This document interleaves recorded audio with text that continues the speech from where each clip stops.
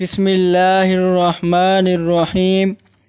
ابو ذر رضی اللہ تعالی عنہ کہتے ہیں کہ حضور اکرم صلی اللہ علیہ وسلم نے ارشاد فرمایا، اے ابو ذر، اگر تو صبح کو جا کر ایک آیت کلام اللہ شریف کی سیکھ لے تو نوافل کی 100 رکعات سے افضل ہے، اور اگر ایک باب علم کا سیکھ لے، خواہ اس وقت وہ معمول پہ ہو یا نہ ہو، تو 1000 رکعات نفل پڑھنے سے بہتر ہے۔ بہت سی احادیث اس مضمون میں وارد ہیں کہ علم کا سیکھنا عبادت سے افضل ہے۔ فضائل علم میں جس قدر روایات وارد ہوئی ہیں، ان کا احاطہ بالخصوص اس مختصر رسالہ میں دشوار ہے۔ حضور صلی اللہ علیہ وسلم کا ارشاد ہے